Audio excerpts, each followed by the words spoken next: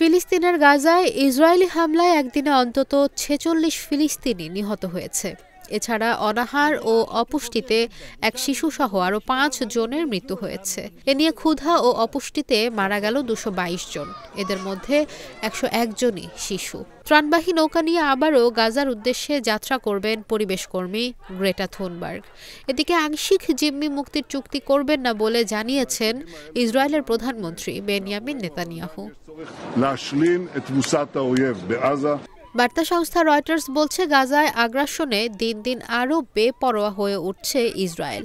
রোববার গাজায় আল জাজিরার ৫ সাংবাদিককে হত্যার পর থেকেই বিশ্বজুড়ে ইসরায়েল বিরোধী বিক্ষোভ চলছে। গাজায় অনাহার ও অপুষ্টিতে সোমবার এক শিশুসহ আরও কয়েকজনের মৃত্যু হয়েছে। ৫ বছর বয়সী ওই শিশুর নাম মোহাম্মদ জাকারিয়া। খান ইউনিসের নাসের মেডিকেল কমপ্লেক্সে তীব্র অপুষ্টির চিকিৎসা নিচ্ছিল শিশুটি। গাজার কর্মকর্তারা জানান, গত ১৫ দিনে সীমান্তে অপেক্ষারত ৯,০০০ ত্রাণবাহী ট্রাকের মধ্যে মাত্র ১,৩৩৪টি প্রবেশের অনুমতি দিয়েছে ইসরায়েল।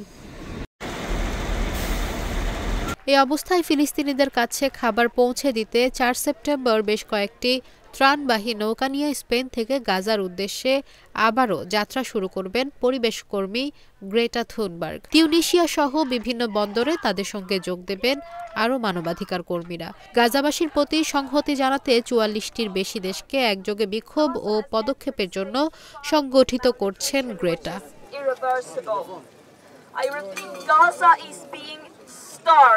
গাজায় নতুন ধাপের লড়াইয়ের সব পরিকল্পনা ইসরায়েলের মন্ত্রিপরিষদে জমা দেওয়া হয়েছে বলে জানিয়েছে ইসরায়েলি প্রতিরক্ষা বাহিনী আইডিএফ।